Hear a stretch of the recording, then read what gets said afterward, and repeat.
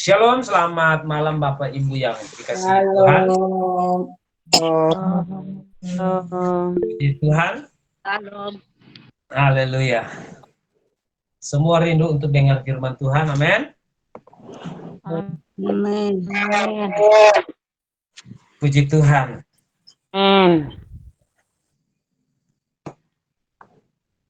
Oke, puji Tuhan.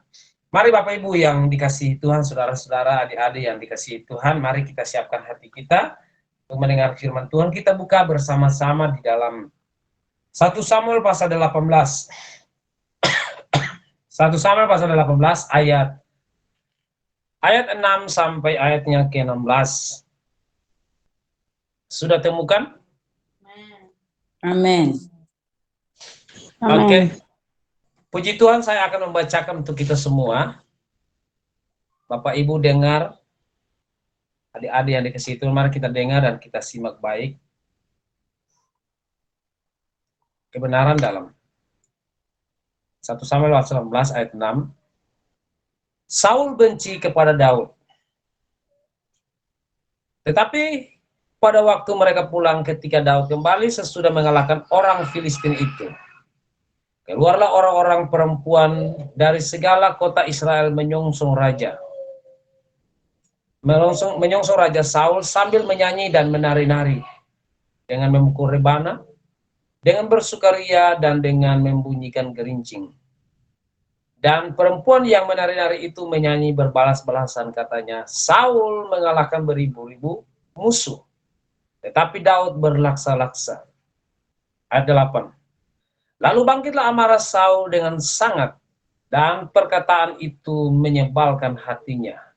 Sebab pikirnya kepada Daud diperhitungkan mereka berlaksa-laksa, tetapi kepadaku diperhitungkan beribu-ribu. Akhir-akhirnya jabatan raja itu pun jatuh kepadanya. Sejak hari itu maka Saul selalu mendengki Daud. Keesokan harinya roh jahat yang daripada Allah itu berkuasa atas Saul, sehingga ia kerasukan di tengah-tengah rumah. Sedang Daud main kecapi seperti sehari-hari. Adapun Saul ada tombak di tangannya. Saul melemparkan tombak itu karena pikirnya, baiklah aku menancapkan Daud ke dinding. Tetapi Daud mengalahkannya sampai 2 kali. Ayat 12. Saul menjadi takut kepada Daud karena Tuhan menyertai Daud, sedang daripada Saul ia telah mundur. Ayat 13. Sebab itu Saul menjauhkan Daud dari dekatnya dan mengangkat dia menjadi kepala pasukan 1000, sehingga ia berada di depan dalam segala gerakan tentara. Ayat 14. Daud berhasil di dalam perjalanannya sebab Tuhan menyertai dia. Ayat 15. Ketika dilihat Saul bahwa Daud sangat berhasil, makin takutlah ia kepadanya. Tetapi seluruh orang Israel dan orang Yehuda mengasihi Daud karena ia memimpin segala gerakan mereka. Puji Tuhan. Tema kita adalah melepaskan kedagingan. Puji Tuhan. Kita bersyukur kepada Tuhan bahwa setiap hari terus Tuhan menyampaikan isi hatinya lewat setiap hamba Tuhan untuk bagaimana hidup kita harus hidup dalam kekudusan, melepaskan kedagingan supaya firman yang kita lakukan itu sendiri yang akan menguduskan kita.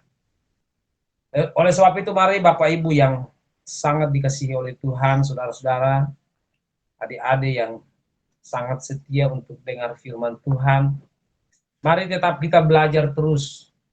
Kebenaran hari demi hari terus dibukakan supaya kita lebih memahami apa itu keinginan daging dan apa itu keinginan Tuhan. Hidup dipimpin oleh Roh Tuhan. Hidup dipimpin oleh Roh Kudus. Puji Tuhan, Bapak Ibu yang dikasihi dalam nama Tuhan, saya akan baca sekali lagi, diktakan ayat 6. Tetapi pada waktu mereka pulang ketika Daud kembali, sudah mengalahkan orang-orang Filistin itu. Keluarlah orang-orang perempuan dari segala orang kota Israel, menyongsong Raja Saul sambil menyanyi dan menari-nari, dengan memukul rebana, dengan bersukaria, dan dengan membunyikan gerincing. Dan perempuan yang menari itu menyanyi berbalas-balasan, katanya, Saul mengalahkan beribu-ribu musuh, tapi Daud berlaksa-laksa. Puji Tuhan, ini kebiasaan di Israel. Ketika mereka pulang, tentara mulai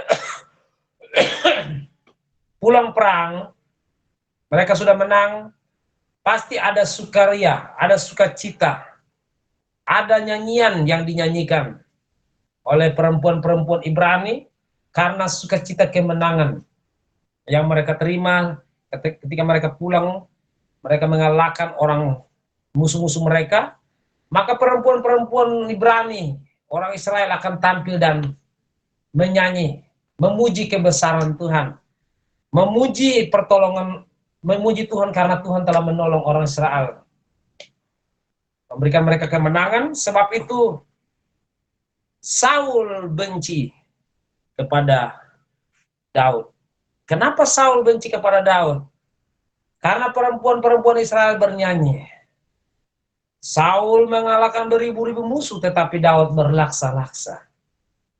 Saudaraku, Daud tampil dalam peperangan pertama kali, ketika Tuhan menyertai dia dengan keberanian yang sangat luar biasa, karena roh Tuhan ada pada dia. Dia tidak takut kepada apapun, dan dia membela nama Tuhan. Tuhan juga membela dia, dan Tuhan melakukan perbuatan yang gagah perkasa bersama dengan dia.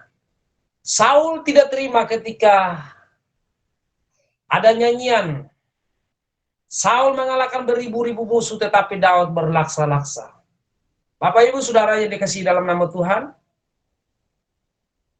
iri hati, dengki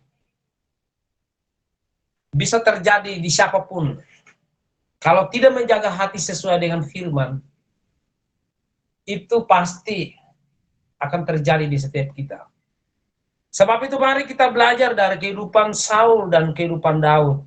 Ketika mereka menjadi prajurit Kristus, menjadi prajurit Allah yang selalu pergi untuk berperang ketika Tuhan suruh, pergi kalahkan bangsa ini, pergi kalahkan musuh ini. Mereka pergi dan kemenangan selalu Tuhan kerjakan buat mereka. Namun di dalam cerita ini, di dalam kebenaran ini, Saul, ayat 9, ayat 8. Lalu bangkitlah amarah Saul dengan sangat. Saudaraku yang dikasihi dalam nama Tuhan, kalau kita sudah mulai membandingkan keberhasilan orang lain dengan kita, hati-hati, jangan sampai iblis masuk dan mulai merusak, pikiran kita, sehingga kita mulai ada pikiran yang negatif, pikiran membandingkan, merasa takut, bahkan iri hati dengan orang, dengki dengan orang yang berhasil hidupnya. Itulah sebabnya, mari saudara, Bapak Ibu yang dikasihi dalam nama Tuhan, kalau kita melihat sesuatu atau orang mungkin membicarakan kejelekan atau memfitnah kita, hati-hati, roh amarah jangan sampai menguasai kita. Kenapa? Mari kita lihat di dalam Yakobus pasal 1 ayat 19.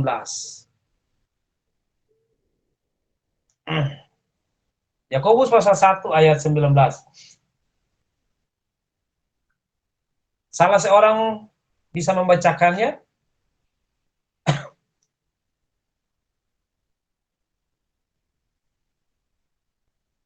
ayat 20. Sorry, ayat 20. Yakobus pasal 1 ayat 20. Yakobus pasal 1 ayat 20. Demikianlah firman Tuhan. Sebab amarah manusia tidak mengerjakan kebenaran di hadapan Allah. Amin. Saudara lihat ini. Amarah manusia tidak mengerjakan suatu apapun kebenaran di hadapan Allah. Saudara, kita lihat sendiri bahwa kita sudah belajar bagaimana Galatia pasal 5 Ayat 19 dan sampai 21 berbicara tentang keinginan daging telah nyata. Amarah. Nah, di sini Yakobus sendiri berkata bahwa amarah manusia tidak mengerjakan kebenaran di hadapan Allah. Oleh sebab itu, saudaraku yang dikasihi dalam nama Tuhan, waktu kita diperhadapkan dengan segala situasi kondisi yang tidak mengenakan, segala situasi kondisi yang membuat kita tidak bisa menerima, saudaraku, mari kita belajar untuk menguasai diri dan menjadi orang yang tenang. Supaya kita dapat berdoa sehingga Roh Kudus bekerja dalam hidup kita, kita menjadi orang yang tenang. Saul tidak menguasai dirinya. Dia menjadi orang yang sangat pemarah.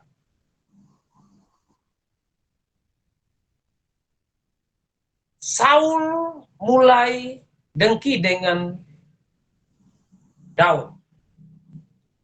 Kenapa, saudaraku? Karena dia merenungkan, waduh, saya sudah jadi raja sekian lama. Saya berperang.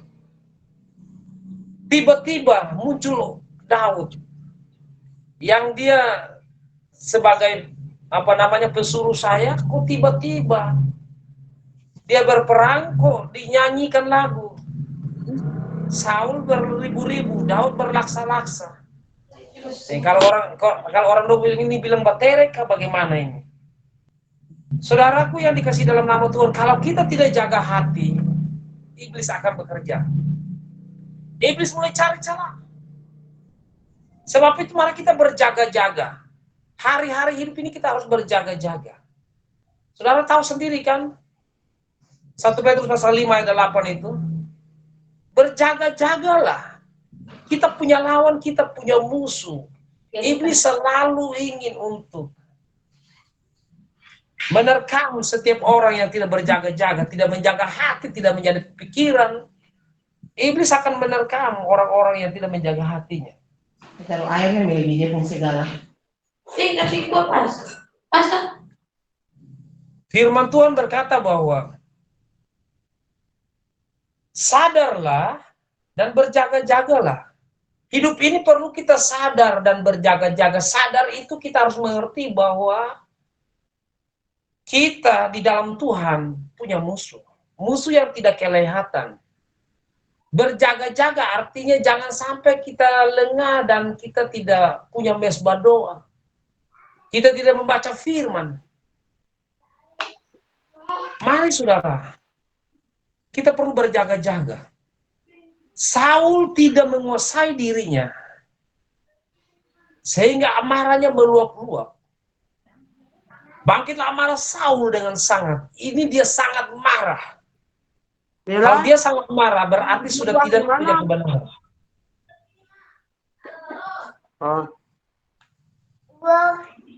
Tolong berikan puji Tuhan. Bapak Ibu yang dikasihi dalam nama Tuhan, sehingga Saul bertindak sudah tidak sesuai dengan firman.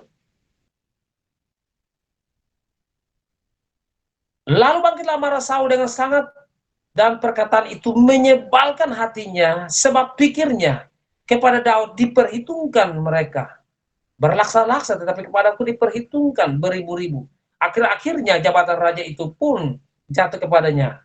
Sejak hari itu, maka Saul selalu mendengki Daud. Mendengki Daud itu sama dengan iri hati sangat kepada orang yang berhasil dalam hidupnya. Hati-hati, Bapak Ibu yang dikasihi dalam nama Tuhan, kita sudah banyak tahu kebenaran. Ingat bahwa orang yang kalau kita mulai lihat diri kita, kalau kita sudah mulai jadi iri hati, perlu kita koreksi diri kita. Kita koreksi hati kita. Kita perlu mereview, kenapa sampai saya jadi orang yang iri hati? Kenapa saya jadi orang yang dengki dengan orang? Iya kan? Perlu kita mengoreksi diri.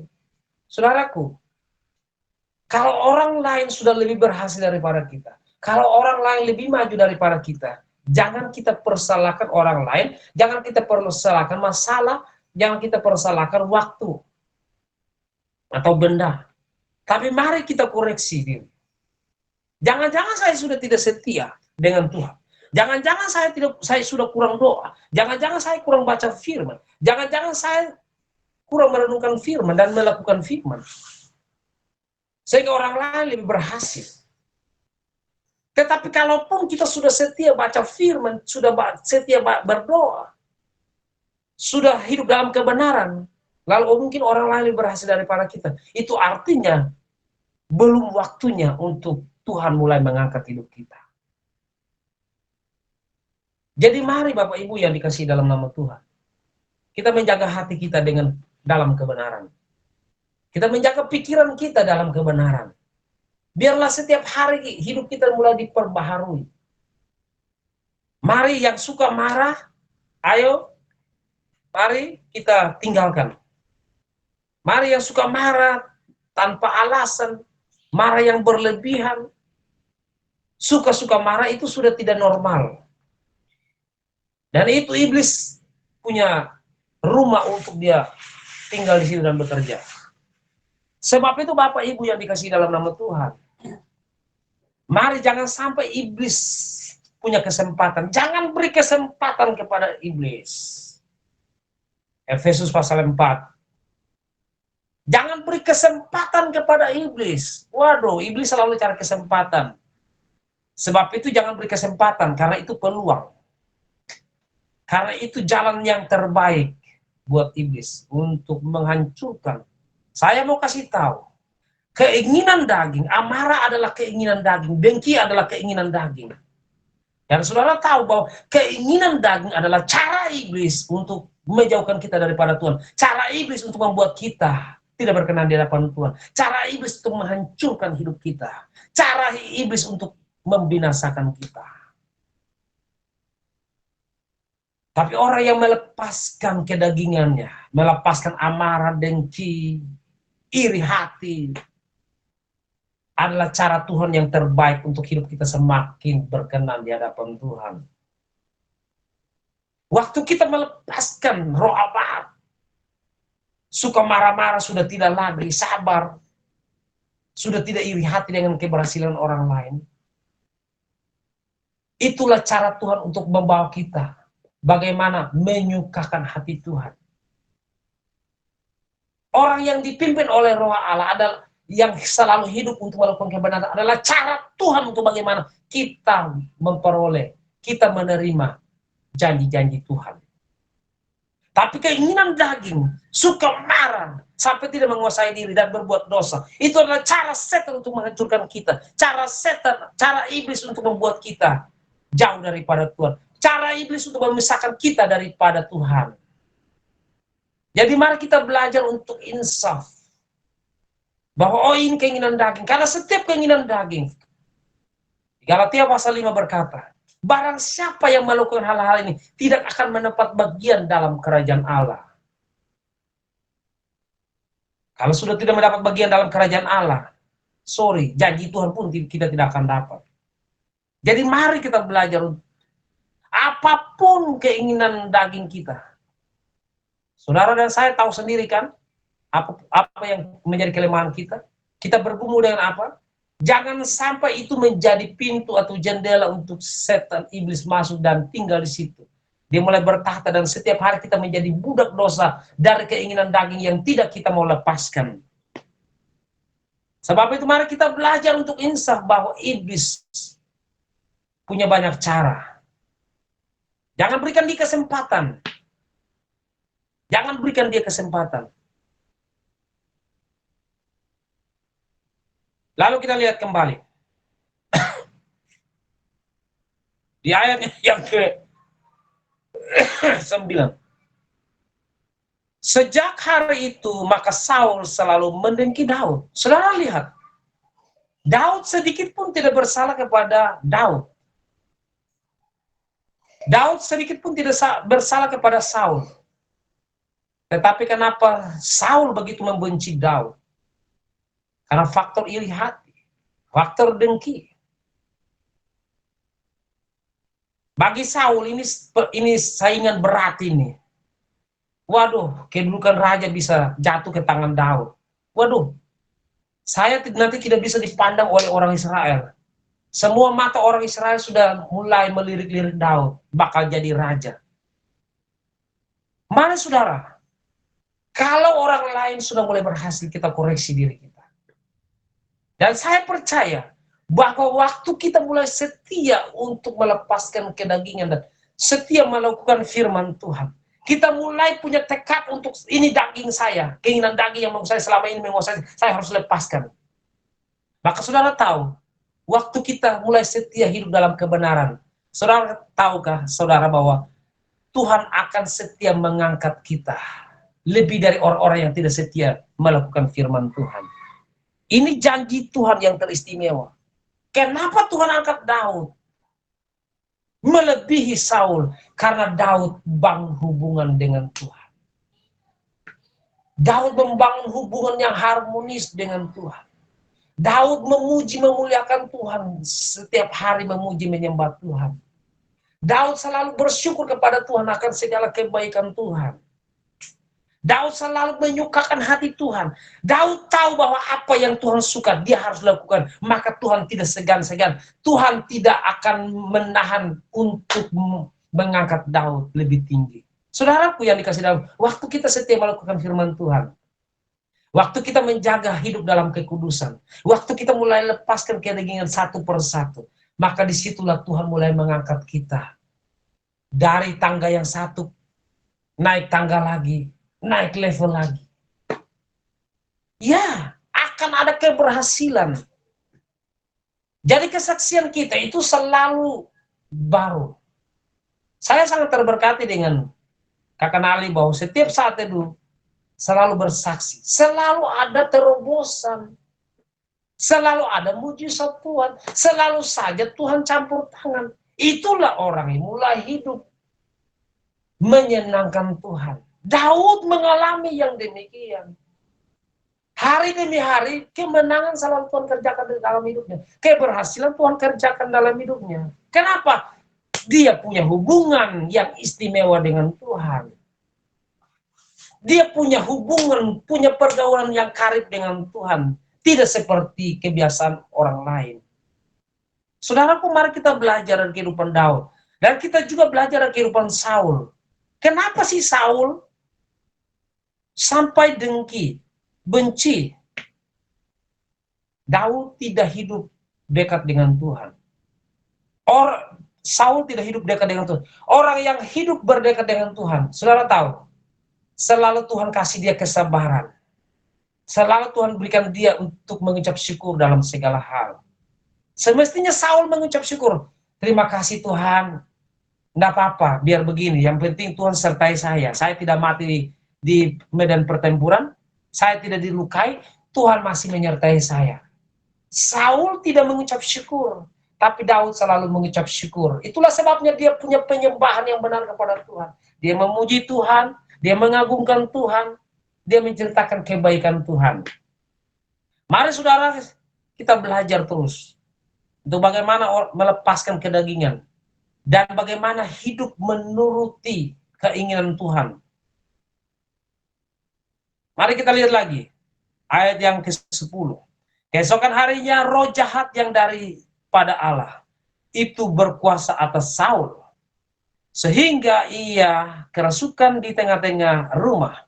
Sedangkan Daud main kecapi seperti sehari-hari. Adapun Saul ada tombak di tangannya. Saudaraku yang dikasih dalam nama Tuhan. Ketika saya baca firman ini, saya belum mengerti waktu itu. Saya pikir di dalam Tuhan ada roh baik dan roh jahat. Ternyata kalau orang yang berontak kepada Tuhan, orang yang melakukan segala sesuatu yang menyakitkan hati Tuhan, roh Tuhan akan mundur daripada dia. Dan roh Tuhan akan menjadi musuh dalam hidupnya. Mari kita lihat di dalam Yesaya pasal 63 ayat 10.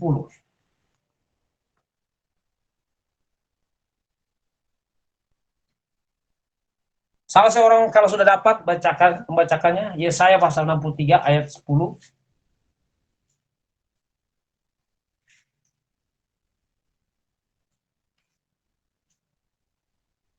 Yesaya 63 ayat 10, demikianlah firman Tuhan, tetapi mereka memberontak dan mendukakan Roh Kudusnya, maka ia berubah menjadi musuh mereka dan ia sendiri berperang melawan mereka. Amin. Iya, saudara lihat ini. Kalau kita tidak menjaga hati kita, daging kita pertahankan, waduh, justru Tuhan yang akan menjadi musuh kita. Jadi keinginan daging adalah cara iblis untuk membuat kita terpisah dari Tuhan, dan Tuhan akan menjadi musuhnya kita. Saudara, tapi kalau kita hidup dalam kebenaran, dipimpin oleh Roh, dan mulai melepaskan kedagingan, kita mulai hidup dalam kebenaran. Itulah cara Tuhan. Cara Tuhan untuk kita hidup dekat dengan Tuhan. Dan kalau kita hidup dekat dengan Tuhan, iblis mau ganggu, Tuhan yang berperan. Sekarang kalau kita tidak melepaskan kedagingan, kita bersekutu dengan iblis, Tuhan yang jadi musuh kita, iblis mau bela. Haha. Iblis hancur, kita hancur sama-sama dengan iblis. Tapi kalau Allah di pihak kita, siapa lawan kita? Amin. Amin. Amin. Amin. Mari Bapak Ibu, kita belajar terus. Supaya Allah di pihak kita terus. Mari kita belajar untuk tinggalkan. Karena amarah manusia tidak mengerjakan kebenaran di hadapan Allah. Saul menyakitkan hati Tuhan. Saul tidak dengar-dengaran dengan Tuhan. Saul berontak kepada firman Tuhan. Allah mundur daripada dia. Tuhan menjadi musuh Saul. Tuhan tinggalkan dia. Roh Tuhan sendiri yang menjadi musuhnya. Dan akan berperang melawan dia. Saudaraku, mari. Jangan sampai hal ini terjadi untuk kita. Tapi saya sangat percaya. Semua kita yang mendengar firman ini mulai belajar untuk tinggalkan keinginan daging satu persatu. Amin. Haleluya. Haleluya. Amin. Haleluya. Saudara yang dikasihi dalam nama Tuhan. Tuhan sangat mengasihi saudara dan saya. Tuhan sangat mengasihi kita. Dia sangat mengasihi kita. Jadi mari kita belajar untuk bagaimana Roh Tuhan ada pada hidup kita. Jangan sampai kita mendukakan Roh Kudusnya Tuhan. Kenapa sampai Roh Tuhan menjadi musuh daripada Saul? Memusuhi Saul. Kenapa?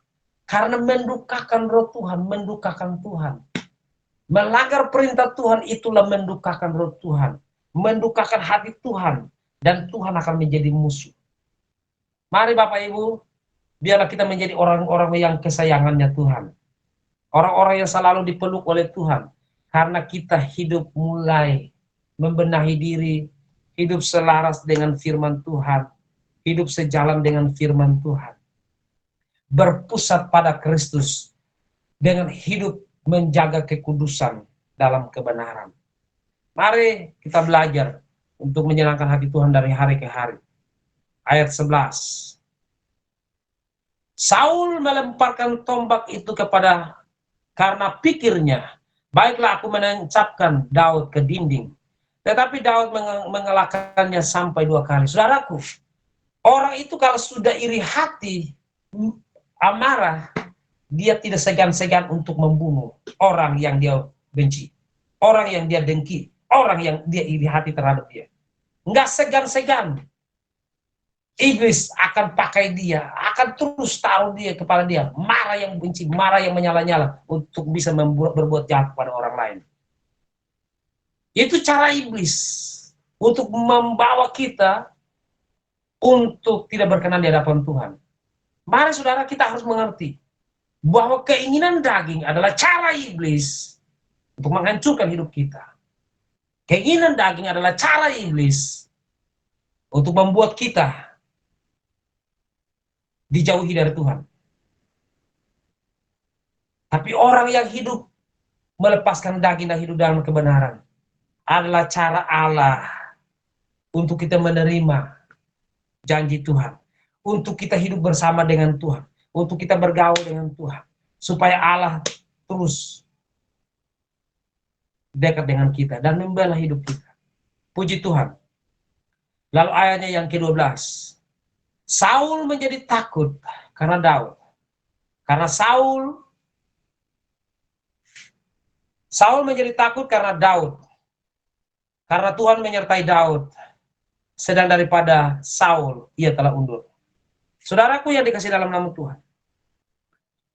Orang yang terus hidup melepaskan daging akan terus disertai Tuhan. Amin. Orang yang hidup melepaskan daging, apapun itu, yang mungkin menjadi kebanggaan kita, oh ini tidak bisa, oh ini kesukaan saya. Tapi saudara, karena demi kebenaran kita lepaskan. Engkau dan saya akan disertai Tuhan tiap waktu. Langkah-langkah kita selalu disertai Tuhan. Apapun itu saudara, disertai oleh Tuhan. Katakan amin. Haleluya. Disertai oleh Tuhan.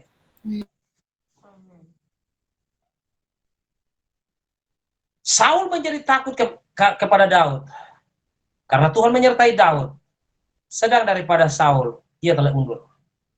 Saudaraku, ini sangat luar biasa. Apapun sekarang ini, yang mungkin kita gumuli, yang mungkin ada di Tuhan. Tuhan, ini sifat saya yang tidak bagus ini saya tidak bisa lepaskan. Saya mau bilang, kalau kita punya kehendak untuk melakukan firman Tuhan, Tuhan akan menyertai kita, sehingga kita bisa dapat melepaskannya.